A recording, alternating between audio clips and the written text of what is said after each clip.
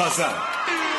Hepsi altın kapak ve açma halkalarının altındaki şifreyi, şifre, ad, soyad yazarak 5757'ye gönder ve yüzlerce hediyeden biri senin olsun. Onlarca kişiye balonla doğa manzaralı kar pasturu, bisikletler, aksiyon kameraları, iPhone 7'ler, tablet PC'ler ve uçak biletleri. Her ay yapılacak olan çekilişle yüzlerce hediyeden birini kazanma şansı hepsi altın kapak ve açma halkalarının altında seni bekliyor. Pepsi ile bu yaz aç, iç, kazan.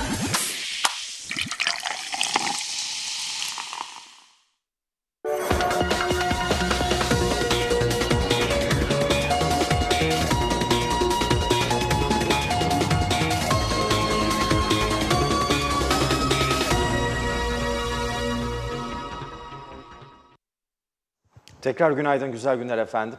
Diyalog TV ekranlarında Güne Merhaba'da ilk periyotta gazete birinci sayfa haberlerini, ülke gündemini, Türkiye gündemini, komşunun gündemini sizlerle paylaştık. İkinci periyotta da gündemi değerlendireceğiz. Az önce de ifade etmiştim, değerli bir isim stüdyolarımızda Cumhuriyetçi Türk Partisi Milletvekili Erkut Şahali'yi ağırlıyoruz. Efendim hoş geldiniz. Bulduk. Nasılsınız? İyiyim, iyi olmak için çalışıyorum. Süper. Sizinle ilk defa program yapıyoruz Evet, bu arada. evet. Keyifli Ekrandan olacak. tanışmış olduk. Evet. Keyifli olacak. Efendim Umarım. konuşulacak o kadar çok konu var ki hani gazete sabahleyin birinci sayfa haberlerini okurken ya biz nerede yaşıyoruz sorusunu soruyorum zaman zaman. Çünkü o kadar tatsız haberlerimiz var maalesef, Maalesef. birinci sayfalarda. Bunlara da değineceğiz ilerleyen dakikalarda ancak şöyle sizin aslında ilgi alanı mı değil mi program öncesi ona bir soru Evet. işareti getirmiştik ama en azından bakanlık yaptığınız konu başlığıyla ilgili Evet. konuşalım. Mesela Tarım Bakanı olmadan önce ülke tarımı ile ilgili ne biliyordunuz? Tarım Bakanı olduktan sonra, yani sorun anlamında söylüyorum. Tarım Bakanı olduğunuzda kendinizi neyin içinde buldunuz? En şaşırdığınız olay nedir? Mesela ya ben bunlardan hiç haberdar değildim.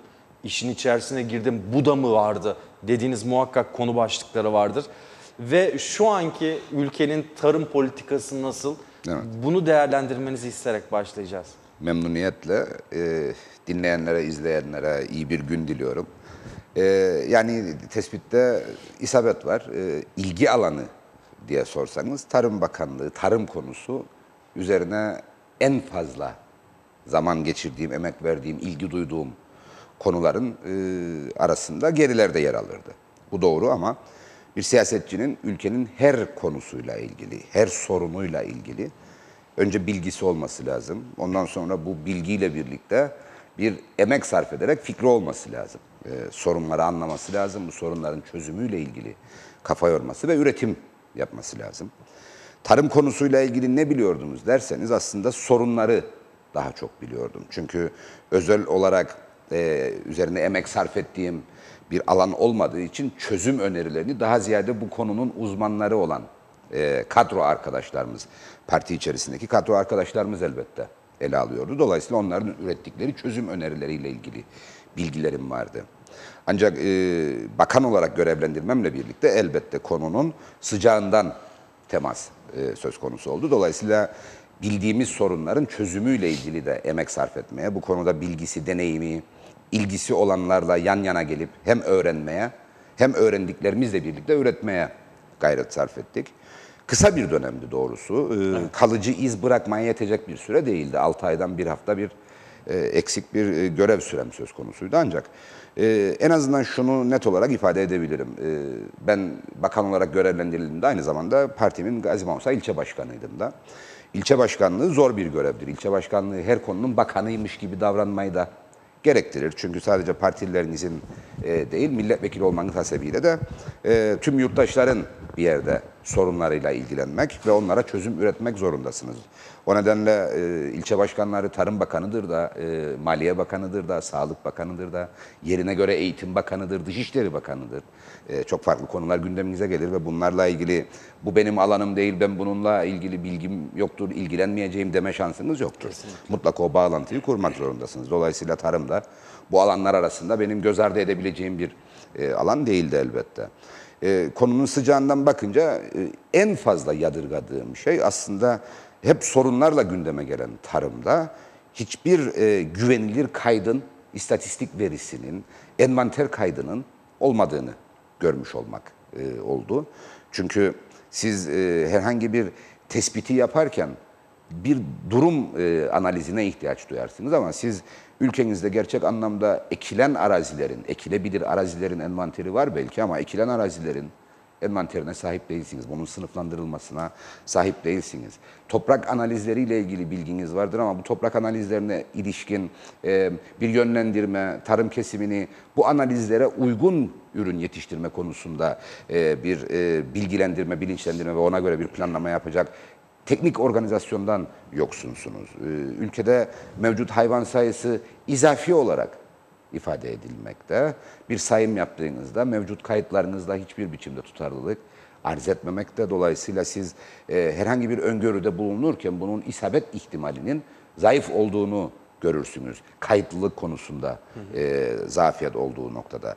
Tabii kayıtlılık konusundaki zafiyet sadece tarım alanında bir sorun değildir. Ülkede genel itibarıyla kayıt sorunu vardır. Kayıt sorunu olduğu için örneğin istatistiki verilerin sağlıklı olup olmadığıyla ilgili sürekli kuşkularınız vardır.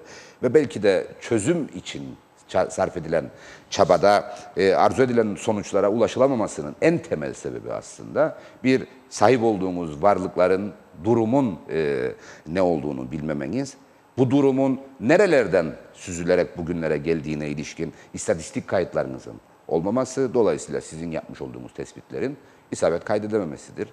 O nedenle sadece tarım alanıyla ilgili değil, her alanla ilgili bizim kayıtlı bir yaşamı hedeflememiz, bunu öncelikli bir görev olarak addetmemiz gerekiyor. Buna bağlı olarak da evet istatistik kaydına sahip olmak, sağlıklı istatistiki verilere sahip olmak, bunları doğru yöntemlerle işleyecek ve geleceğe yönelik projeksiyonlar yapacak ekipler oluşturmak gibi öncelikli sorunlarımız vardır. Bu sorunları yaşayan önemli alanlardan bir tanesi de tarımdır doğrusunu isterseniz. Bugün itibariyle bu sorunların aşılmasıyla ilgili geride kalan, yani bizim görevi devretmemizin üzerinden geçen 17 ayda herhangi bir gelişme oldu mu derseniz kayda değer hiçbir gelişme olmadı maalesef. Örneğin 2016-2018 ekonomik ve mali işbirliği protokolünün önemli hedeflerinden bir tanesi de tarımsal alanda kayıt sisteminin oluşturulmasıydı. Bu konuda Türkiye Cumhuriyeti'nin sağladığı çok önemli katkılar vardır. Her sorduğumuzda, bugün de sorsanız tamamlanma aşamasındadır denir. Ama hala tamamlanmadı. Ben tamamlanma aşamasına yakın olmadığını biliyorum, umuyorum ki yanılıyorum. Ancak Türkiye Cumhuriyeti'nin sağladığı desteğe rağmen bu konuda ilerlenememiş olması bizi maalesef çok gerilere itiyor. Arzu ettiğimiz ilerlemeyi ve bu alanda kullanılan kaynakların arzu edilen verimi ortaya çıkarmasını engelliyor. Dolayısıyla bugünkü tarım bakanlık bağlamında tarım alanıyla ilgili mevcut durumu çok olumlu görmüyorum. İklime bağımlılık had safhada. Dolayısıyla biz iklim belirsizliği karşısında sadece elimiz kolumuz bağlı bekler vaziyetteyiz. Örneğin bu ülkede kuraklık dönemlerinin en büyük sorunu hayvancılık kesiminin özellikle kaba yem ihtiyacının karşılanamaması ve bununla ilgili ithalat ihtiyacının ortaya çıkması. Halbuki kaba yemin ithalatı çok pahalı ve fiziki değerinin çok üzerinde bir değerle tarım kesimine ulaştırılmasını zorunlu kılan bir durum. Hacmen çok büyük ama ağırlık olarak da küçük bir önemli girdi hayvancılık açısından. Örneğin kaba yem ihtiyacının ülke içerisinde karşılanmasıyla ilgili yönlendirme faaliyetinin doruk noktaya çıkmış olması gerekiyordu. Ekim sezonunun tam da öncesinde olduğumuz bu noktada. Ancak bu konuda herhangi bir çalışma olduğunu görmüyoruz, duymuyoruz ve bir miktar saldım çayıra, Mevlam gayra, bu ifadeyi çok sık kullanırım ben. Herkesin bireysel duyarlılığıyla veya öngörüsüyle hareket ettiği bir alan. Halbuki bu konuda çok ciddi bir örgütlenme, çok ciddi bir bilinçlendirme ve eğitim çalışmasına ihtiyaç vardır. Doğru kararları verdiğiniz noktada istatistiki olarak, kaydı olarak zaaflarınız olsa dahi en azından bugünden daha iyi bir noktayı yakalamak mümkün olabilir. Biz 2016 yılı tarımsal destek programını açıklarken bu vizyonu ortaya koymuştuk. Ve ülkedeki örneğin kaba yem ihtiyacının karşılanmasına ilişkin tarımsal faaliyette bulunacaklara tane üretimi, yani arpa buğday üretimiyle ilgili girişim yapanlara göre daha fazla destek ödemesi vereceğimizi söylemiştik. Bunun ötesine geçilebilmiş olmalıydı. Evet, hükümet 2017 yılı için açıkladığı destek programında yine bu farklılaştırılmış ve kaba yemi öncelikli olarak ele alan destek programını sürdürdü. Ama bununla ilgili yapılması gereken ilave işler vardı. Yönlendirme, bilgilendirme, belki ülkedeki bölgeleri bu noktada analiz ederek doğru verilerle hareket etme, herhangi bir girişim söz konusu olmadı. Dolayısıyla tarım kesimi maalesef zaman kaybediyor. Zaman kaybettikçe kaynak kaybediyor ve aslında tarım kesimi ülkede küçülüyor. Tarımın ekonomiye olan katkısı geriliyor. Bu son derece endişe verici bir durumdur. Peki efendim, verilerden, analizlerden bahsettiniz. Bu analizleri toplamak ne kadar zaman alacak? Yani ölçeğe göre hesapladığınızda aslında çok bir zaman gerektirmiyor. Çünkü evet, burası bir ülkedir. Bu ülke bir devlet tarafından yönetilmektedir ama muhatabı olan alanlar çok mikro alanlardır. Yani teknolojinin bize sunduğu imkanlar, bilimin geldiği nokta ve buna karşılık olarak ölçeği hesaba kattığınızda sonuçta 300 bin kişilik bir toplumun ekonomik döngüsünü kayıt altına almak, her ne kadar sağlıklı olmasa dahi geçmişe dönük bilgileri derlemek ve bunları bir bilgisayar ortamında, elektronik ortamda işleyebilir halde tutmak hiç de zor değildir. Örneğin bu ülkedeki hayvan varlığı, işte büyükbaş hayvancılık açısından yuvarlanmış rakamlarla 65 bin büyükbaş hayvan, 300 bin civarı küçükbaş hayvan varlığı söz konusudur. Bunlar yine yuvarlanmış rakamlarla 5 bin işletmede mevcuttur. Bu bir çok büyük olasılıkla meslek yüksekokulu öğrencisinin bitirme projesi olabilecek kadar küçük bir ölçektir aslında. Günün sonunda 350-400 binlik bir varlığın kayıt altına alınması ve izlenmesiyle alakalı bir şeydir. Ama bizde hala bu konuda sağlıklı bir durum söz konusu değildir. Ama bir yandan da biz işte hayvan hastalıklarıyla mücadele, hayvan hastalıklarının eradikasyonuyla ilgili projeler yürütüyoruz. Halbuki biz doğru dürüst kayıtlara sahip değiliz. Bu kayıtların zaman zaman istismar edildiği ve örneğin hayvancılığa sağlanan desteklerle ilgili yanlış veya yolsuz ödemelerin yapıldığı Sayıştay raporlarıyla tespit edilmiş vaziyettedir. Dolayısıyla maalesef ölçek itibarıyla baktığınızda çok kolay. Ancak geçmiş referanslara göre baktığınızda da çok büyük bir işle, çok zor bir işle karşı karşıyaymışız gibi bir durum söz konusu. Peki veriler yoksa, yani herhangi bir veri akışı da yoksa neye göre politika üretiliyor? Tam da o noktadadır işte. Yani veriler sağlıklı değildir. Çünkü hiçbir zaman eksiksiz bu işi tamamlama hedefi maalesef öngörülmemiştir ama bir miktar veri vardır. Dolayısıyla başladığınız gün birinci gündür.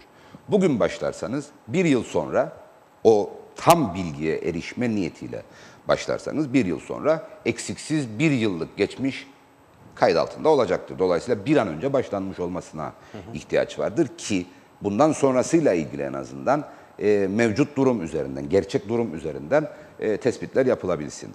Tabii sadece bu sahip olduğumuz envanterin kayıt altına alınması anlamında ihtiyaç duyduğumuz bir şey değildir. O envantere uygun politika geliştirirken de örneğin yönlendirme programlarını uygularken, geliştirme programlarını uygularken, denetim programlarını ve destek programlarını uygularken bu kayıtlara mutlaka ihtiyacınız vardır. Örneğin Güney Kıbrıs'tan bir örnek vereyim. Herhangi bir tarımsal işletmecinin devletten alabileceği maksimum destek sınırlandırılmıştır. Hangi alanda faaliyet gösterdiğine bakılmaksızın o sınırlandırma söz konusudur. Ve çiftçi tanımına da ihtiyaç yoktur. Örneğin tarımla ilgilenen herkes kayıt altında olmak gibi bir yükümlülük altındadır. Ve kayıt altında olduğu noktada da devletten alabileceği destek sabitlenmiş durumdadır. Bizde bu böyle değildir. Bizde her alan için farklı bir uygulama söz konusudur. Örneğin kamu görevlileri yasaklı durumdadır tarımsal faaliyetlerden. Ama ülkedeki en büyük şikayetlerden bir tanesi de kamu görevlilerinin tarımsal faaliyette bulunuyor olmasıdır. Ben her fırsatta ifade ettim. Devletle muhatap olmuş tek bir kamu görevlisi yoktur aslında tarımsal faaliyet bakımından. Bu kitabına uydurulmuştur. Yani devlet kendisine doğru olmayan beyan yapıldığını bilmekte ama yasalar önünde bu hiçbir sorun teşkil etmemektedir. Ve sistem aslında gerçek kişinin, tarımla uğraşan gerçek kişinin kendini gizlemesini ve tarımla uğraşmayan bir başka kişinin ardına saklanarak devletle ilişki kurmasını zorluyor. Yani ortada bir üçkağıt söz konusudur. Ama bu yasalar önünde baktığınızda kaydi olarak temiz bir işlemdir. Bu konuda bir mevzuat değişikliğine ihtiyaç vardır. Neden devlet kendisine doğru olmayan beyan yapıldığını bildiği halde bunu ele alamasın? Ve neden yurttaş devlete doğru olmayan beyan yapmak zorunda bırakılsın? Bunu temizlemek lazım. Özellikle üretimin desteklenmesi fikrinden hareketle üreten kim olursa olsun kayıtlı olmak, oluşan gelirden vergi ödemek kaydıyla aslında üretim faaliyetine katılsın diyebileceğimiz Kişisel bir ilişkiler noktaya. mi giriyor efendim Hayır, araya? kişisel ilişkiler değildir. Bu tamamen sistemin Sistem bozuk. bozukluğundan kaynaklanır. Yani şudur, kamu görevlileri ikinci iş yasağına tabidirler. Doğru. Peki ben bir kamu görevlisi olarak örneğin aile yadigarı bir miktar toprağı işlemek arzusundaysam bunu niye örneğin sizin işlediğinizi göstereyim devlete? Benim toprağım, size kiralayabilirim, hediye edebilirim ve siz işlersiniz bunu. Devlete siz işlemiş gibi beyanda bulunursunuz. Ama dünya alemde bilir ki aslında o toprağı işleyen benim. Dolayısıyla ortada bir doğru olmayan beyan söz konusu. Mesela o durumda ne yapılması gerekiyor Yani efendim? kanaatimce bu konuda belli kriterler çerçevesinde açılımlara ihtiyaç vardır. Örneğin aile yadigarı olduğu tespit edilen bir toprağı bir kamu görevlisinin işlemesine itiraz edilmemeli. Bu tarım kesiminin gelir dengesini bozacak bir durum değildir. Çünkü o toprak işlenmektedir. O toprak sahibi tarafından işlenmektedir. Bu da çok net bilinmektedir. Ama devletin önündeki beyanlarda veya kayıtlarda o sahip değil bir başkası görülmektedir. Neden? Evet. Gerçek kişi çünkü kamu görevlisi. Kamuda çalışıyordur. Yani oluşan gelirin artması veya o gelirin daha fazla parçaya bölünmesi gibi bir durum söz konusu değil. Çünkü zaten o alanda bir tarımsal faaliyet vardır ve bir gelir oluşmaktadır. Dolayısıyla sektörün diğer paydaşlarının gelirinden eksilten bir durum yaratmayacaktır bu.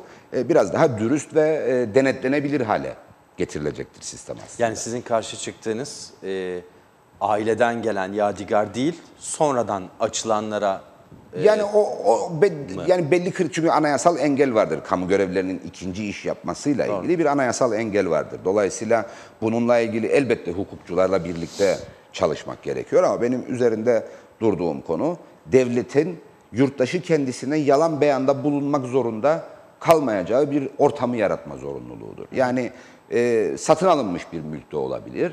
O mülkün değerlendirilmesi toplam ekonomiye katkısı bakımından ele alınmalı. Dolayısıyla bu ikinci iş midir? İkinci iş sınıfına girer mi? Bir aile işletmesi midir? Nedir? Bunu net olarak tanımlamak ve ona göre hareket etmek lazım ama yani bu söylediğimden de işte ikinci işin serbest kalmasıyla ilgili bir çıkarsama yapılmamalıdır. Yani örneğin herhangi bir kamu görevlisinin bir dükkan açıp orada bir ekonomik faaliyette bulunması da ekonominin toplamına katkıdır.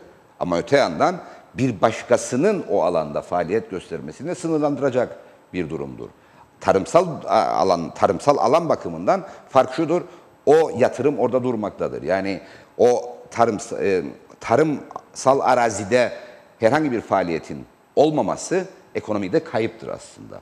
Halbuki bir dükkanın açılması ekonomiye bir katkıdır belki ama o dükkanı açabilecek bir başka kamu görevlisi olmayan yatırımcının da önünü kesen bir durumdur. Dolayısıyla anlatmaya çalıştığım sadece tarıma odaklı, tarımsal alanda değerlendirilmeli. Yoksa kamu görevlilerinin en azından bir yaşam güvencesine sahip oldukları halde bunu geliştirecek faaliyette bulunmasının serbest bırakılması anlamında yorumlanmaması gerekir diye düşünüyorum. Anladım. Yani bizim asıl sıkıntımız durum tespiti mi efendim? Yani Durum sıkıntımız. tespiti ve o tespite bağlı olarak Uygulamalar. öngörülerin yapılabilmesi. Anladım. Efendim ülkede en büyük eylemler, biz gazetecilerin özellikle en çok yorulduğu eylemler hayvancıların yaptığı, tarımla uğraşanların yaptığı eylemler, süt imalatçılarının yaptığı eylemler ve eylemler hem uzun sürer hem de çok büyük eylemler olur. Hani çok büyük tartışmalar Doğru. olur. Geçmişte bunu çok gördük. Ve bir uzlaşma yolu bulunamaz uzunca günler. Sonra bir kırılma noktası olur ve daha sonra bakarız ki yine şikayetler devam eder. eder. Hala daha devam ediyor. Bunun Doğru. sebebi nedir? Yani sağlam temeller mi atılmıyor yoksa her dönem farklı sorunlar mı ortaya çıkıyor? Nedir bunun ana kaynağı? Yani bunu sadece işte tarım kesiminin ve özellikle hayvancıların ortaya koyduğu eylemler ve sonrasıyla alakalı görmemek gerekir diye düşünüyorum. Biz her adımda, her alanda aslında yapısal dönüşüm sağlayacak kararlar almaktan çekiniriz, korkarız, imtina ederiz ve ne yaparız? Palyatif çözümler üretiriz. Yani bugün için eğer süt satılamıyorsa ve bir eylem söz konusuysa o sütün pazarlanmasına odaklanırız. Onu bir biçimde çözeriz. Biraz imalatçı kaybeder, biraz hayvancı kaybeder. Belki biraz devlet katkıda bulunur ve o günkü krizi aşarız. Ama yapısal sorun ortada durmaya devam eder. Örneğin benim bakanlıktan tam da gitme döneminde, yani işte 2016 yılı Mart ayında çok ciddi bir süt krizi söz konusuydu. Süt fazlalığı, sütün satılamama hali söz konusuydu. Biz o gün o sorunu konuya paydaş olanlar, yani imalatçılarla hayvancılar arasında varılacak bir uzlaşmayla çözmeyi tercih ettik. Ve çok bilenler iyi hatırlarlar. Örneğin görevden gitmiş bir bakan olarak ben devleti herhangi bir yükümlülük altına sokmama konusunda çok ısrarlı olmuştum ve bu konuda herhangi bir geri adımım da söz konusu olmamıştı. Ve kendimi ifade ederken de şunu söylemiştim. Benim bugün için bu sorunu savuşturmak adına atacağım adım, gelecek yıl bu sorunun çok daha büyük bir biçimde karşımıza çıkmasına yol açacak demiştim. Nitekim o gün için devlete herhangi bir zarara uğratmadan bu sorunu çözdük ama ondan 6 ay sonra yine eylemlilik hali devam etti. Bir yıl sonra geçtiğimiz aylarda, günlerde yine bu hal devam etti. Dolayısıyla bu konuda yapısal dönüşümü sağlayacak adımları atmak gerekir. Örneğin sütün gerçek fiyatından satılabilmesinin önünü açmak bakımından hem imalatçılarla hem hayvancılarla çok ciddi bir çalışma yürütmek ve ortaya çıkacak sonuçlar üzerinden de kararlar alacak iradeyi ortaya koymak şarttır. Çünkü aksi takdirde bugün için hayvancıları bir miktar tatmin etmek üzere sütün fiyatını artırırsınız ama öte yandan imalatçılar biz bu fiyatlarla mevcut taahhütlerimizi yerine getiremeyiz. Dolayısıyla bize teşviği artırınız der. Siz hayvancıya verdiğinizi zannedersiniz ama imalatçı da talep eder. Dolayısıyla hep bir gider döngüsü üzerinden bu iş ele alınır. Halbuki imalatçının sütü gerçek fiyatından satın alması, üreticinin sütü üretirken daha uygun maliyetli girdiler kullanarak daha ekonomik bir şekilde bu üretimi, ekonomik ve nitelikli bir biçimde bu üretimi yapmasını, gerçekleştirmesini sağlayacak teşvikleri öngörmek yapılması gereken esas şeydir. Dahası devletin sütün fiyatının belirlenmesi noktasında üstlendiği misyon son derece kırılgan bir misyondur. Çünkü en küçük bir manevrada konuya paydaş iki tarafın karşı karşıya gelmesi veya birleşerek size karşı gelmesi söz konusudur. Sizin yapmanız gereken esas şey bu döngünün sağlıklı bir biçimde devamını sağlamaktır. Yoksa sürekli olarak bir tarafa dokunmak, diğer taraftaki eksikliği gidermek için gayret sarf etmek sizin kamu kaynaklarınızı eksiltir ve sektörün yapısal anlamda gelişmesini sağlayacak adımları atmanıza engel olur. Ve günün sonunda ben de aynı şeyi yaşadım. Bir fasit döngü içerisinde hareket edersiniz ve hiçbir fark yaratamazsınız. Bu noktada yapılması gereken pek çok şey vardır. Örneğin üreticilerin sınıflandırılması, lisanslandırılması ve belli taahhütler altına sokulması süt üretim bakımından son derece önemlidir. Aynı noktada imalatçıların sınıflandırılması, belli taahhüt ve teminatlarla üreticilerle yan yana getirilmesi ve onların bir araya gelerek çalışmalarını yürütmesi son derece önemlidir. Çünkü bizde şöyle de bir sorun vardır. Bilebildiğim kadarıyla şu anda 2,5 aylık bir gerilik söz konusudur süt paralarının ödenmesi konusunda. Neden? Çünkü süt üretimi durdurulamayan bir üretim alanıdır. Yani hayvanların pazar günü düğmesini kapatıp bugün sen süt vermiyorsun deme şansınız yoktur. 7/24, 365 gün o süt üretilecek. O üretilen sütün tüketilmesi nasıl sağlanır? Fabrikaların çalışması sağlanır. Dolayısıyla fabrikanın her ne kadar da ana şalteri varsa da o şalteri yokmuş gibi hareket edilmesini sağlayacak bir durumun yaratılması gerekir. O da üretici ile imalatçının karşılıklı taahhütle birleştirilmesi, buluşturulmasıdır. Yani üretici diyecek ki ben günlük olarak şu kadar, minimum şu kadar sütü sana vermeyi taahhüt ediyorum. Diğer tarafta diyecek ki şu teminatla ben senden her gün için şu kadar sütü almayı taahhüt ediyorum diyecek. Dolayısıyla o döngü sağlanmış olacak. Devlet ne yapacak bu noktada? Devlet o sistemin çalıştığını gözetleyecek. O sistemde bir aksaklık olduğu noktada aksatan taraf her kimse onunla ilgili yaptırım gündeme getirecek ve kalitenin denetlenmesini sağlayacak. Yani sütün verimli, nitelikli olmasını sağlayacak tedbirleri alacak. Bizde şu anda öyle çalışmıyor. Ne oluyor? Üreticinin temel muhatabı devlettir. Dolayısıyla devlet süt endüstrisi kurumu aracılığıyla sütü üreticiden alır. Dolayısıyla üretici parasını geç alacağını bilse dahi sütünü satmış vaziyettedir. Ondan sonra o sütün pazarlanmasıyla ilgili imalatçıyla devlet arasında, devlet adına süt kurumu arasında kapışma devam eder. O süt bir biçimde satılır. O sütün parasının tahsilatı konusunda devlet yükümlüdür. O tahsilatla devlet ya popülist davranırsa ya başarısız olursa üreticinin ödemesi söz konusu olmaz. Dolayısıyla yapı her an kırılgan bir halde durur. Herhangi bir taahhüt işlemi söz konusu değildir. Yani ben şu kadar sütü alacağım zorunluluğunu imalatçı hissetmez aslında. Örneğin bugün elektrikler kesildi. Bugün fabrikam bozuldu. Ben 15 gün tatile çıkacağım deme ihtimalini sistem kendi içerisinde barındırır ve o noktada süt krizi patlak verir. Şu anda yaklaşık olarak 420-430 ton günlük süt üretimi söz konusudur. Ve örneğin işte günlük 30 ton tüketen bir fabrikanın 10 gün boyunca tatile çıktığını varsayınız. Sizin bir günlük sütünüz yaklaşık olarak satılamama ihtimaliyle karşı karşıyadır. Peki o süt satılmadı diye üretici parasını almayacak mı? Üretici parasını alacak çünkü üretici devlete o sütü satmış vaziyettedir. Evet. Dolayısıyla bu sistemin üretici ile imalatçı arasında kurulması, devletin bu sistemin doğru çalışmasını sağlayacak bir misyonla hareket etmesini sağlayacak dönüşümü yapmak gerekir. Bu kolay bir şey değildir. Zaman zaman üreticiyle, zaman zaman imalatçıyla karşı karşıya, çelişik vaziyette olmayı gerektirir. İşte irade, devlet iradesi de böyle bir şeydir. İkna edemediğiniz noktada doğru olduğunu öngördüğünüz kararı vermek ve bunun uygulanmasıyla ilgili dirayetli bir duruş ortaya koymak. Devlet bunu yapabiliyor mu?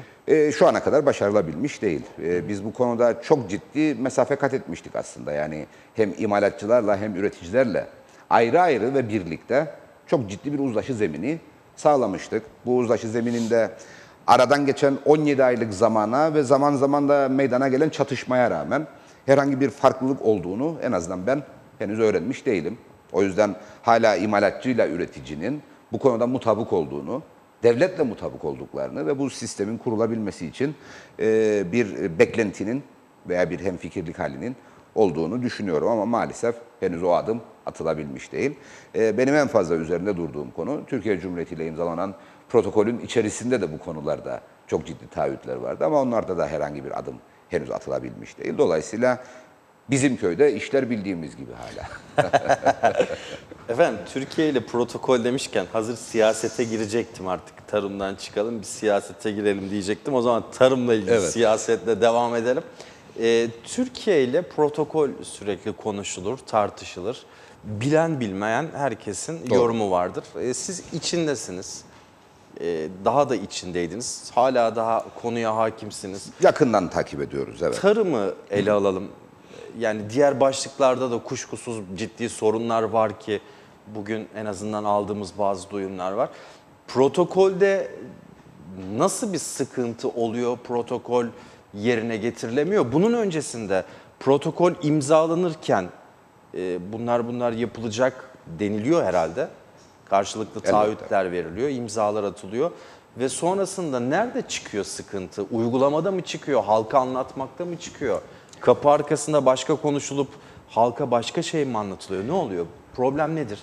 Hakan Bey şunu çok net olarak ifade edeyim. Yani bu Ulusal Birlik Partisi ile Demokrat Parti'nin doğasında vardır artık bu konuda. Çok net konuşma hakkını kendimde buluyorum. Kıbrıs Türk halkı da bunu yakından takip ediyor zaten. Türkiye Cumhuriyeti ile imzalanan protokolleri imzalamış olmak için imzalayan bir anlayış söz konusudur bugünkü hükümet ortaklarında. Geçmişe dönük bakınız, hiçbir konuda zamanında o protokolün gereklerini yerine getirmediler. Şu anki protokolün de uygulanması konusunda çok ciddi gerilikler vardır. Cumhuriyetçi Türk Partisi kendi imzaladığı protokollerde o taahhütleri yerine getirme konusunda ısrarlı oldu.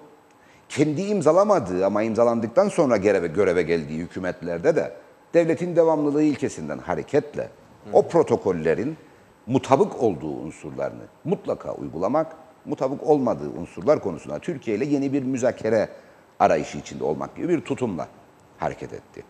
Bu zaman zaman Cumhuriyetçi Türk Partisi'nin eleştirilmesine, çok acımasızca eleştirilmesine de yol açtığı halde böyle oldu. Devlet yönetmek böyle bir şeydir. Devlet yönetirken ortaya koyduğumuz taahhütlerin tırnak içinde söylüyorum bir namus sözü olduğunu. Yani sizin niteliğinizi, sizinle ilgili düşünülmesi gereken şeyi ortaya koyduğunu bilmek zorundasınız. Örneğin 2016-2018 protokolünü ele alınız. Cumhuriyet Türk Partisi büyük ortak olarak yönettiği hükümetler Ulusal Birlik Partisi ile ortaklığında daha doğrusu bu protokolü sonuçlandırıp imzalama aşamasına gelememişti. Ve bu aşamaya gelinememiş olması Ulusal Birlik Partisi'nin hükümetten ayrılmadaki temel gerekçesiydi de aslında. Ne dediler? Biz bu protokolü bir ay içerisinde imzalarız ve yeni bir hükümetle yolumuza devam ederiz dediler. Demokrat Parti'yi yanlarına aldılar. Haziran ayında bu protokol imzalandı. Ulusal Birlik Partisi hükümetten ayrılma kararını 2 Nisan günü verdi. 40 dakikalık süren bir parti meclisi toplantısında hükümeti bozma kararı aldılar. Ve Demokrat Parti ile koalisyon hükümeti kurdular. Bu protokol imzalandı. Bu protokolün gereklerinin %80'i henüz yerine gelmedi. Şimdi bu protokolün içerisinde bizim mutabık olmadığımız kısımlar var mıydı? Türkiye ile yürütülen müzakerelerde vardı ki imzalanmamıştı. Ulusal Birlik Partisi, Demokrat Parti hükümeti bu imzaları attığı noktada artık geriye dönüş söz konusu değildir. Onlar örneğin 2018 yılından önce hükümetten gittiklerinde biz geldiğimiz zaman bu protokol devletin bir evrağı olduğu, devletin bir taahhüdü olduğu için uygulanmak zorunda olacak.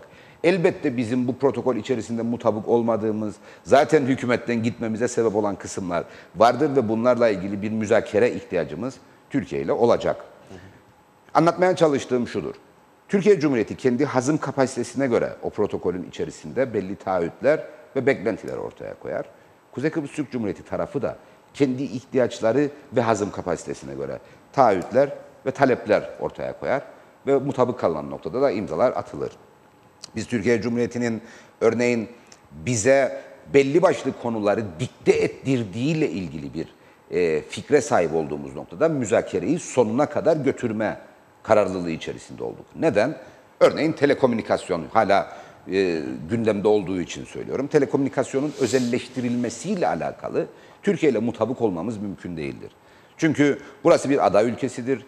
Bu ülkenin kendine özel koşulları vardır. İzolasyon altında bulunuyor olmak, herhangi bir farklı işbirliğinin veyahut ortaklığın geliştirilmesini mümkün kılmayan siyasi bir gerçeğin varlığı, konuyu Türkiye gibi bir ülkede ele aldığınız gibi ele almanıza engeldir Kuzey Kıbrıs Türk Cumhuriyeti'nde. Dolayısıyla aynı şey elektrikle ilgili örneğin. Türkiye Cumhuriyeti'nin kendi elektrik altyapısına ilaveten, gerek üretim gerek dağıtım altyapısına ilaveten, entegre olduğu uluslararası alan nedeniyle pek çok noktadan farklı girişlerin, farklı müdahalelerin olması, farklı işbirliklerinin geliştirilmesini mümkün kılan da bir yapısı vardır. Çünkü uluslararası bir aktördür Türkiye. Kuzey Kıbrıs Türk Cumhuriyeti böyle bir yer değildir. Kuzey Kıbrıs Türk Cumhuriyeti bir kere coğrafi olarak kısıtlı bir alandır. Bir ada ülkesidir. Bir yarım adadır aslında Kuzey Kıbrıs Türk Cumhuriyeti ve siyasi izolasyon altında olduğu için uluslararası işbirliğine açık bir durumu da söz konusu değildir. Dolayısıyla Türkiye Cumhuriyeti'nde yapmış olduğumuz örneğin elektrikle ilgili üretim, dağıtım, tahsilat, elektrikle ilgili uygulamaların bütününü işte küçülterek, prototip haline getirerek Kıbrıs'a aynen uygulanır bir modelmiş gibi göstermeniz doğru değildir. Çünkü Kıbrıs'ın kendi özel koşullarını mutlaka şey etmeniz, hesaba katmanız gerekir. Şimdi bürokratik kadrolar bu konuda çok empati yeteneğine sahip olmayabilirler. Onlar Türkiye gerçeğinden hareketle Kuzey Kıbrıs Türk Cumhuriyeti'ne yardım hevesiyle hareket ediyor olabilirler. Ama siyasetçinin bir, bu ülkenin gerçeğini muhataplarına doğru anlatma, İkincisi bu ülkenin hazım kapasitesine uygun taahhütler altına girmek gibi bir zorunluluğu vardır. Dolayısıyla ikna edemediğiniz, karşılıklı mutabık kalamadığınız noktada teslim olmanızı gerektirecek bir durum söz konusu değildir. Halbuki bugünkü hükümet ortakları hiçbir şekilde müzakereyi doğru bulmayan, Türkiye Cumhuriyeti'ne kendini ifade etmek gibi bir hakları olduğunun farkına varmayan bir tutum içerisinde hareket ederler. Dahası o protokolün içerisinde bizce, yani Cumhuriyet Türk Partisi açısından bizce doğru olmayan, tırnak içinde fahiş olan hususlar olduğu gibi çok doğru, çok yerinde tespitlerin olduğu ve bunların yerine gelmesi halinde Türkiye Cumhuriyeti'nde taahhüt ettiği desteklerin varlığından da haberdarız. Örneğin ilk aklıma geleni söyleyeyim. Bu ülkedeki turizm yatırım alanlarının taksisiyle alakalı mevzuat hazırlanması konusunda Türkiye'nin ne çıkarı vardır? Hiçbir çıkarı yoktur. Bu sadece yönetimde adaletin ve şeffaflığın sağlanabilmesi bakımından bir hükümdür. Çünkü bu protokoller özellikle Türkiye Cumhuriyeti'nin Avrupa Birliği ile birlikte devam eden yolculuğundan da etkilenen protokollerdir. Yani Avrupa Birliği'ne uyumu öngören, çok fazla dile gelmese dahi Türkiye'nin gerçeğinden hareketle Avrupa Birliği'ne uyumu öngören bir de yapıyı hedefler ve Türkiye Cumhuriyeti'nin taahhüt ettiği destekler bunları da içerir. Örneğin şeffaf ve denetlenebilir, adil bir ihale mekanizmasının oluşturulmasıyla alakalı hükümlerin uygulanmasına ne engel vardır? Veya işte yatırım alanlarının o adil ihale mekanizmasına tabi olarak yatırımcılara sunulmasının sağlanmasıyla ilgili ne engel vardır? Aslında hiçbir engel yoktur. Ama bir tercih meselesidir. Hükümet o taahhüdü Türkiye'ye karşı yapmış olmasına rağmen bunun kendi siyasi beklentilerini karşılamaktan uzak bir durum yaratacağını öngörür ve bunu uygulamaz. Ve maalesef biz kabine üyelerinin birinci, ikinci derecede akrabalarına verilmekte olan arazilerle ilgili dövünürüz bu ülkede. Siz haberciler olarak bunlarla ilgili haberleri okumak, tepkilere tercümanlık etmek zorunda kalırsınız. Aynen. Biz bu ülkenin yararına olabilecek pek çok işle ilgili kafa yormak yerine bu abuk subuk işleri engellemekle ilgili zaman sarf eden siyasetçiler haline dönüşürüz ve topyekün bir kaynak israfına dönüşür aslında ülkede yaşadığımız gerçek. Evet. Dolayısıyla bunları bu şekilde ele almanın daha doğru olacağını düşünüyorum. Türkiye Cumhuriyeti, Kuzey Kıbrıs Türk Cumhuriyeti açısından en önemli müttefiktir. Yani uluslararası ilişkiler bağlamında söylüyorum bunu. Aramızdaki özel bağ, soydaşlık bağı, kan bağı ne derseniz deyin bir yana. Bizim sahip olduğumuz tek uluslararası ilişki kurulabilecek güçtür, ülkedir Türkiye. Evet. Dolayısıyla bizim ortaklığımızın karşılıklı yarar doğuran bir tarafı olması ön koşuldur. Bu karşılıklı ilişkiden Türkiye'nin zarar görmemesi gerekir. Ama bu karşılıklı ilişkiden Kuzey Kıbrıs Türk Cumhuriyeti'nde zarar görmemesi gerekir. Karşılıklı yararın öngörüldüğü, karşılıklı çıkarların gözetildiği, bu arada karşılıklı iradenin de ortaya çıktığı, korunduğu bir durumun yaratılması gerekir. Maalesef bugünkü hükümette böyle bir kaygı söz konusu değildir. İki şekliyle ya Kuzey Kıbrıs Türk Cumhuriyeti yokmuş gibi hareket eden bir tutum söz konusudur ya da verdikleri söze uymadıkları için Kuzey Kıbrıs Türk Cumhuriyeti devletinin itibarını Türkiye Cumhuriyeti'nin sorgular hale gelmesine yol açan bir tutum söz konusudur. Her iki halde de kaybeden Kıbrıslı Türklerdir aslında. Efendim bu durumda aklıma takılan iki şey var. Aslında ilk soracağım soruyu cevaplar gibi oldunuz. Biraz açmanızı isteyeceğim. İmzalanan bir protokol var ve uygulanmayan, imzalayan sen, uygulamayan sen pozisyonundayız. Doğru. Türkiye'nin bakış açısı veya Türkiye'nin ilişkileri, Türkiye ile olan ilişkileri ne yönde etkiliyor? Türkiye bununla ilgili sözlü olarak ne söylüyor? Yani sözlü söylemenin ötesine geçiyor Türkiye, biliyorsunuz. Tepki gösteriyor mu? Birden çok kez yazılı olarak Kuzey Kıbrıs Türk Cumhuriyeti tarafı uyarıldı. Başbakan Yardımcılığı ve Kıbrıs Başmüşavirliği tarafından ki işte sizlerin imzaladığı bu protokolün hükümleri öngörülen takvimin dışına taşmış ve henüz uygulanmamıştır diye. Henüz yeni bakanın, yeni Kıbrıs işlerinden sorumlu bakanın böyle bir icraatı ve ziyareti aslında daha gelmedi söz konusu de olmadı. Yani eski bakanın bunu henüz yorumlayacak kadar bilgi sahibi değilim. Ama Tuğrul Türkeş'in bu konuda bir miktar toleranslı davranmış olduğunun ve bunun da Türkiye'deki hükümet tarafından çok hoş görülmediğinin artık kamusal bir bilgi olduğunu düşünüyorum. Söylemekte bir rahatsızlık duymuyorum. Buna rağmen yani Tuğrul Türkeş'in bakan olduğu dönemde kendi iç yazışmaları ve bunun ürünü olan Kuzey Kıbrıs Türk Cumhuriyeti tarafına yazılan yazışmalar söz konusu oldu. Türkiye Cumhuriyeti Büyükelçisi'nin bir başka meseleyle alakalı buradaki iç yönetim zaafının dile getirildiği bir reaksiyonu sıradan bir olay ve kişisel olarak değerlendirilebilecek bir olay değildi. Bundan hoşnut olduğum için söylemiyorum. Yani Crans-Montana sürecinde Sayın Ticaret Odası Başkanı'nın bir Facebook postuna yorum olarak Sayın Büyükelçinin yapmış olduğu katkı diplomatik olarak sorguya muhtaç bir durumdur. Ancak bir gerçeğin de tezahürüdür. Bir büyükelçi görevde bulunduğu ülkenin yönetilme biçimiyle alakalı reaksiyonunu ortaya koyarken öyle zannediyorum ki kişisel reaksiyonunu ortaya koyarmış gibi değerlendirilemez. Öyleyse zaten diplomasi açısından hariciye politikası bakımından bir sorunun varlığı ortaya çıkar. Dolayısıyla Sayın Büyükelçinin aslında Türkiye Cumhuriyeti hükümetine tercüman olarak böyle bir refleks ortaya koyduğunu, böyle bir reaksiyon ortaya koyduğunu, refleks demek doğru olmayacak, reaksiyon ortaya koyduğunu düşünüyorum. En azından Türkiye'ye rapor edilen hakim görüşün Sayın Büyükelçinin o Facebook postuna yapmış olduğu yorum gibi olduğunu düşünüyorum.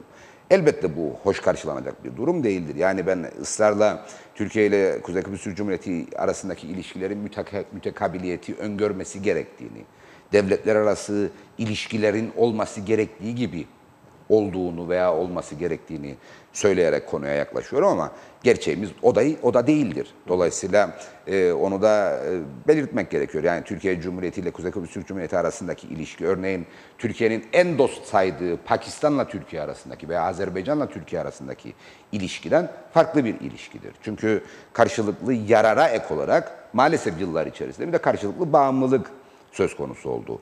Bu karşılıklı bağımlılık aslında Türkiye'nin Kuzey Kıbrıs Türk Cumhuriyeti'ne destek olma konusundaki bağımlılığından öte bir bağımlılık değil. Yani ben Türkiye Cumhuriyeti'nin Kuzey Kıbrıs Türk Cumhuriyeti'ne gerçekten ihtiyaç duyduğunu düşünmüyorum. Ama Kuzey Kıbrıs Türk Cumhuriyeti'nin bugünkü koşullar nedeniyle maalesef Türkiye Cumhuriyeti'ne gerçekten bağımlılığı söz konusudur. Bu bağımlılık ekonomik bağımlılık olmanın ötesine maalesef geçmiştir ve bu ülkedeki sağ hükümetler döneminde bu sıradanlaşmaktadır. Bu da ayrıca sorguya muhtaç bir durumdur. Yani ekonomik bağımlılığa ek olarak siyasi bağımlılık ve Türkiye Cumhuriyeti yetkilileri konuşurken kendini yok sayarak hareket etmek çok hazmedebileceğim bir durum değildir. Örneğin dikkatimi çeken bir konu, Türkiye Cumhuriyeti'nden bahsederken anavatan dememiş olmayı bir ayıp sayan bir tutum söz konusu. Halbuki Türkiye Cumhuriyeti'ne anavatan dersiniz, yerine göre dersiniz. Ama buranın bir vatan olduğunu unutmadan söylersiniz her halükarda bunu.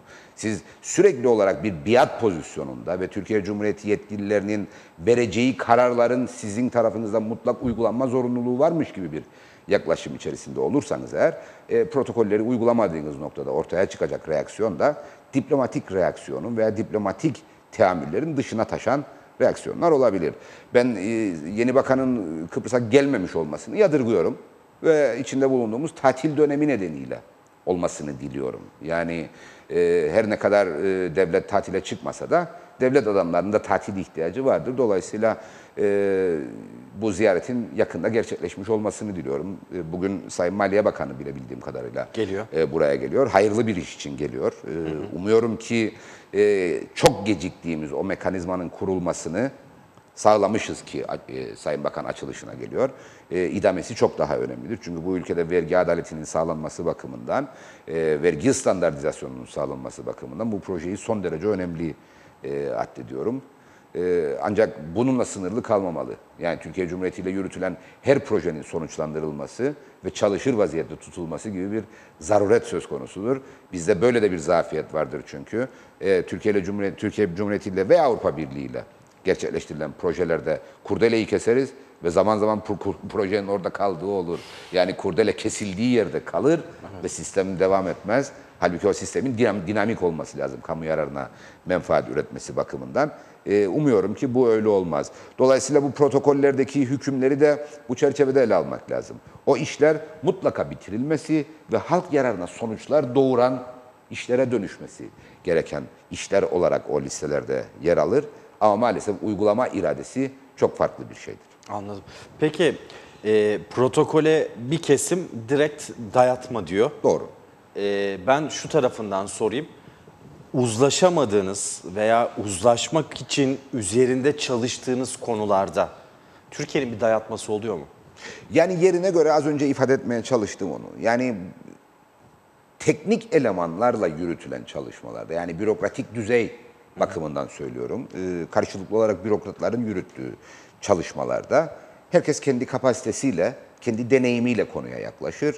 Bu kimi zaman karşılıklı ısrarlarla bir dayatma olarak da algılanabilir. Örneğin Türkiye Cumhuriyeti ayağında bu teknik görüşmeleri yürüten heyetin başında Maliye Bakanlığı'ndan bir müsteşar yardımcısı söz konusudur. Bizde Başbakan Müsteşarı heyete başkanlık eder. Onlar arasında devam eden müzakere sürecinde esneme payları bellidir. Herkes kendi verilerine göre hareket eder. Bu doğrultuda bir şeyin daha altını çizmek istiyorum. En başta söylediğimiz o kayıt eksikliğimiz nedeniyle Türkiye Cumhuriyeti'nin sahip olduğu bize dair bilgiler, bizim bize dair sahip olduğumuz bilgilerden daha güvenilir bilgilerdir. Zaten ciddi, yani özellikle Büyükelçiliğin her yıl yayınladığı durum raporlarında kendi istatistik yıllıklarımıza göre çok daha güvenilir verilerin olduğu bir vakadır. Dolayısıyla Türkiye Cumhuriyeti bürokrasisinin ortaya koyduğu tavır daha doğruya yakın bilgiler üzerinden ortaya konan tavırlardır. Ama bunun bir de siyasi boyutu vardır. Çünkü bu protokollerin altında ya başbakanların ya başbakan yardımcılarının imzaları vardır. Dolayısıyla bu müzakerenin teknik düzeyden siyasi düzeye mutlaka taşınması gerekir. Zaten benim sağ siyasete yapmış olduğum eleştiri de bu noktadadır.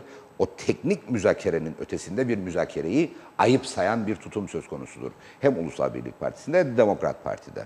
Bunu nereden biliyorsun derseniz aslında birebir tanıklığım vardır. Yani su protokolüyle ilgili devam eden müzakere sürecinde 4 bakan olarak, 2 Ulusal Birlik Partili, 2 Cumhuriyetçi Türk Partili bakan olarak oradaydık. Bu müzakereyi teknik düzeyde yürüttüğümüz bir müzakere olarak değerlendiriyorum. Çünkü siyasi boyutu daha geri plandaydı. Yani bizim o müzakerenin esas kısmını yaptığımız zamanlarda karşımızda Türkiye Cumhuriyeti Teknik Heyet Başkanı vardı. Yani Maliye Bakanlığı'ndan bir müsteşar yardımcısıydı karşımızda.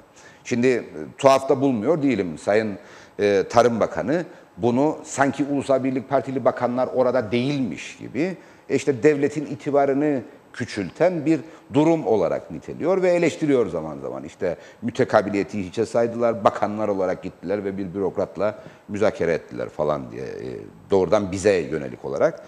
Burada yeri gelmişken hatırlatayım ki orada 2 tane de Ulusal Birlik Partili bakan vardı. Bu müzakereyi teknik düzeyde yürütürsünüz, ondan sonra siyasiler nezdinde bunu sonuçlandırırsınız. Örneğin su konusunda 2 başbakan bu müzakereyi sonuçlandırmıştı. Biz 4 bakan olarak gittiğimiz o çalışma döneminde Sayın Tuğrul Türkeş'le muhatap olarak son noktayı koyacak adımları atmıştık. Yani teknik elemanların, işte Türkiye Cumhuriyeti Maliye Bakanlığı Müsteşar Yardımcısının örneğin gelebileceği son noktanın ötesine geçmek ancak siyasi müzakereyle mümkün olabilmişti. Mesele şudur, Türkiye Cumhuriyeti Kıbrıs Türklerin kötülüğünü istemez elbette. Kendi perspektifine bağlı olarak iyilik yapmak, iyi olmak gibi bir gayretle hareket eder. Ama kendilerinin kestirdiği iyilik burada araziye uyum sağlamayabilir. Buradaki gerçeklerle örtüşmeyebilir. Buradaki siyasetin tahammül sınırlarını aşabilir. Dolayısıyla bunu müzakere etmek gibi bir zorunluluğumuz vardır. Dolayısıyla biz o ısrarı, en azından ben kendi adıma bunu, kendi deneyimlerimden yola çıkarak net olarak söyleyebilirim ki müzakere etme cesaretiniz varsa sonuç alma ihtimaliniz de vardır. Dolayısıyla müzakereden korkmamak lazım. Kıbrıs sorunuyla ilgili müzakereler 50 yıldır devam ediyor. Sonuç vermemiş olabilir ama bu müzakerenin gerekmediği, müzakere etmenin anlamsız olduğu anlamına da gelmez. Çünkü o müzakerelerin her noktasında bir çözüme ulaşılıyor aslında ve bir sonraki müzakere sezonunda bir önceki müzakere sezonunun getirileriyle veya götürüleriyle birlikte hareket ediliyor. Dolayısıyla Türkiye Cumhuriyeti ile bu ilişkinin müzakereye dayalı olması esastır. Yani asıl merak ettim, özür dilerim. Dediğim dedik, çaldığım düdük durumu var mı? Yeri geldiğinde oluyor. Oluyor mu? Veya müzakere henüz sonuç verecek kadar olgunlaşmıyor. Ben kendi açımdan umutsuzluğu yaşamın bir parçası olarak değerlendirmem. Umutsuzluğa kapılmamak lazım. Arayış içinde olmak, çalışma, çaba içinde olmak esastır ve bu sonsuz bir süreçtir. Şimdi Cumhuriyetçi Türk Partisi, Ulusal Birlik Partisi koalisyon hükümetinin bozulma sebebi 2016-2018 protokolünün imzalanmamasıydı.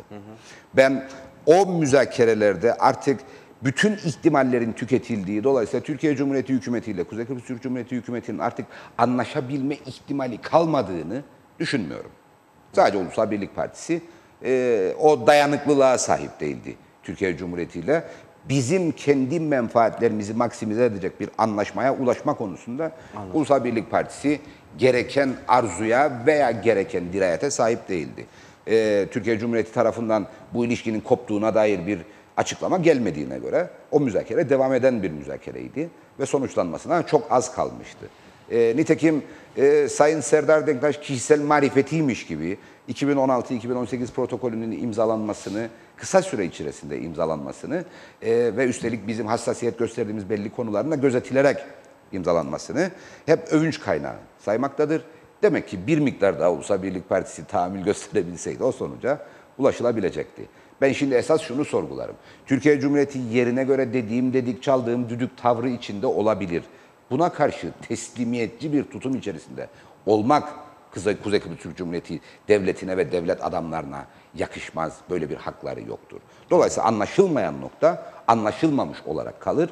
Bedeli neyse de ona katlanılır. Dolayısıyla altını çizerek ısrarla söylüyorum. Mütekabiliyet ve devletler arası ilişkilerin kaldırabileceği durumun aşılmaması esastır. Evet. Efendim bir mesaj var. Özgün Öztemel yazmış. Yine tarıma doğru gideceğiz. Ama daha farklı bir konu. Son günlerde gündemde olan bir konu. Günaydın sayın konuğumuza sorar mısınız demiş. Günaydınlar. Marketlerde, bakkallarda, manavlarda, açık pazarlarda satılan sebze ve meyvelerde limit üstü kalıntı maddelerinin satılması devam ediyor. Tarım Bakanlığı bunu önleyecek, kontrol edebilecek, takip edebilecek bir sistemi uygulamaya koyamadı. Siz eski bir Tarım Bakanı olarak görüşünüz nedir? Öneri ve tavsiyeleriniz nedir diye soruyorum. Tabii Özgün Bey bugünün en sıcak konularından birine temas etti. Yani biz siyaseti konuşuruz ama pazarda hayatın gerçeği söz konusudur ve maalesef çok talihsiz bir hafta sonu geçirdik. Evet. Tarım Bakanlığı susmayı tercih etseydi çok daha iyi ederdi. Çünkü yurttaşın devlete ve kurumlarına olan güvenini sarsmak için boşboğazlık en büyük nasıl diyelim sebep haline gelir. Yani hafta sonu olduğu için serbest bıraktık. Laboratuvarımız bozuldu. Hafta sonu olmasaydı bekletirdik analizleri ama hafta sonu olduğu için serbest bıraktık diye bir açıklama geldi Tarım Bakanlığı'ndan. Geçtiğimiz hafta gıda analizleriyle ilgili. Şimdi bu yurttaşın hayatıyla kumar oynamaktan başka bir anlam taşımaz doğrusunu isterseniz. Yani cihazlar örneğin Perşembe gün bozulursa sorun yok, Cuma'ya kalabilir tahlil. Ama Cuma gün bozulduğu için Pazartesine kalamazdı. O yüzden zehirli olabilme ihtimalini göze alarak biz ürünleri pazara sunmaya izinlendirdik açıklaması yapıldı geçtiğimiz hafta sonu. Bu gerçekten çok büyük bir skandaldır ve buna niye tahammül gösterildiğini anlamış değilim. Bu ülkede şunu net olarak ifade etmem lazım.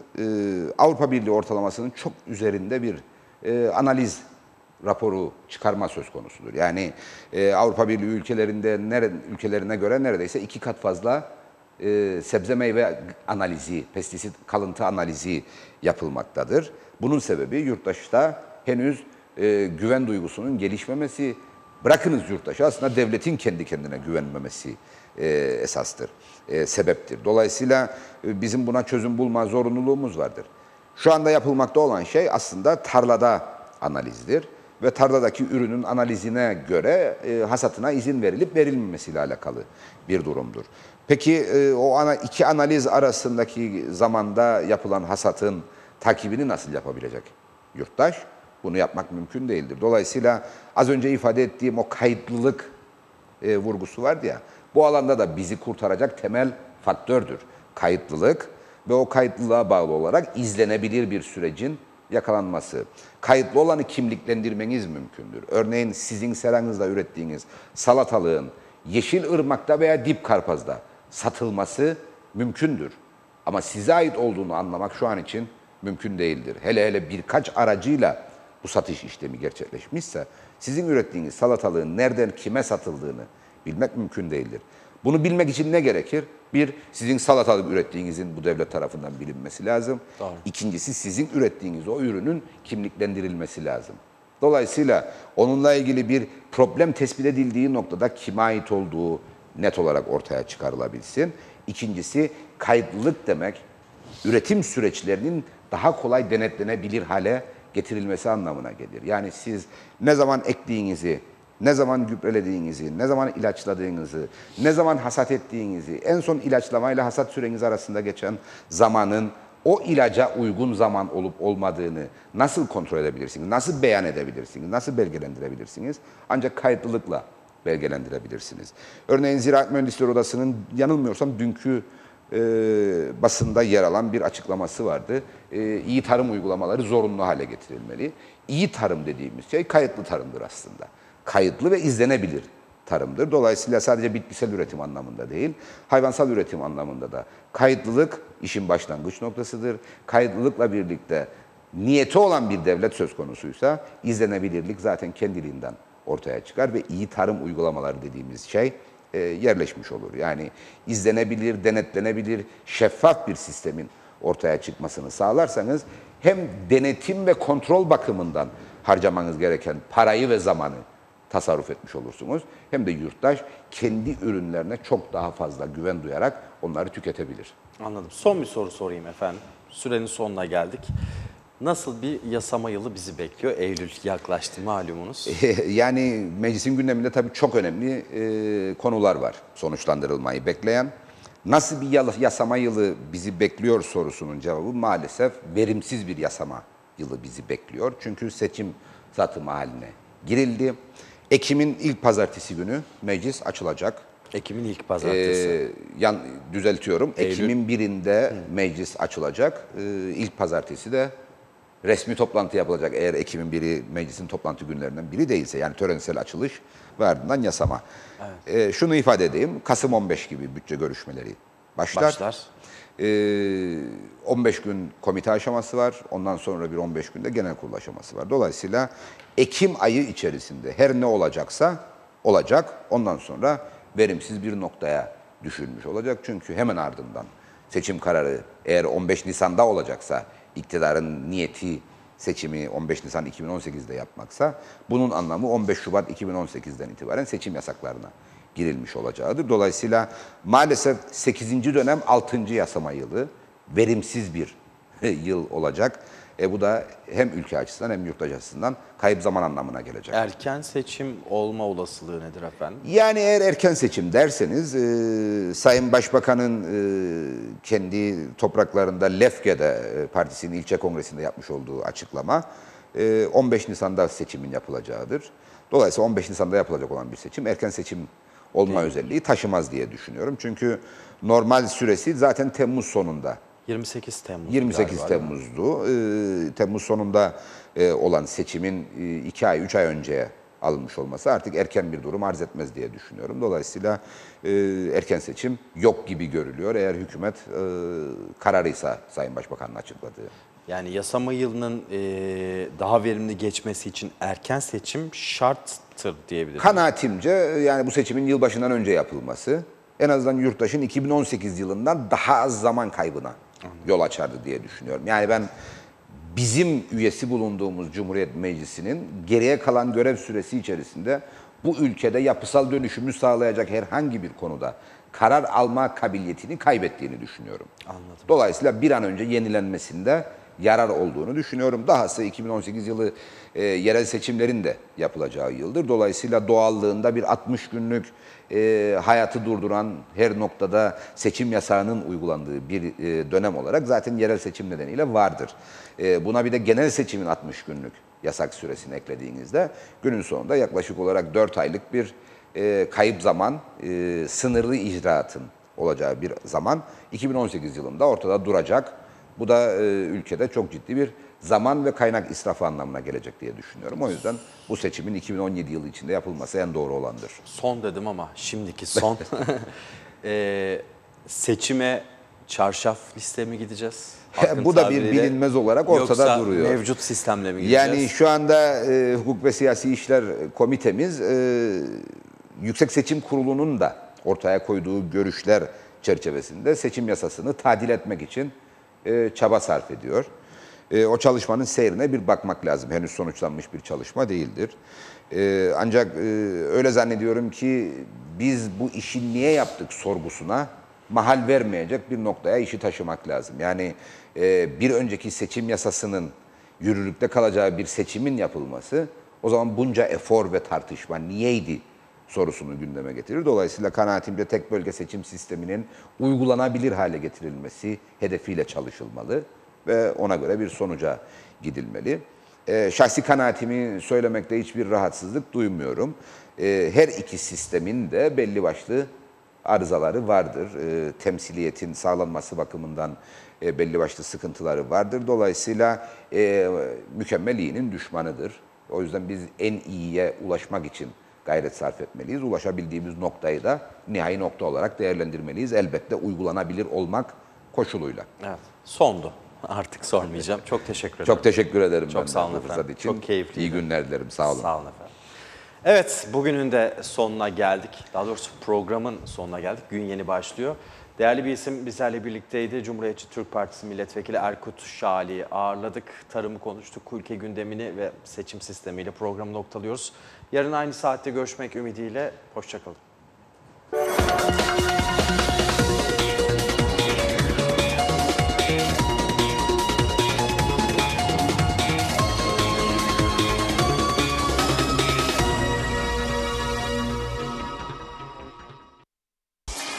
Pepsi ile bu yaz aç, iç, kazan.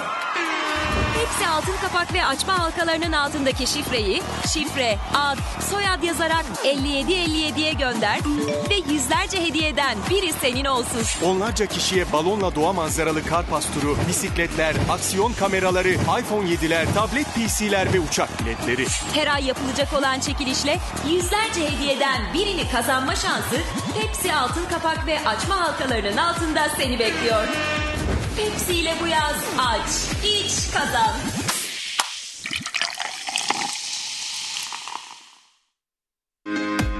Yaptığı yayınlarıyla Kuzey Kıbrıs gündemi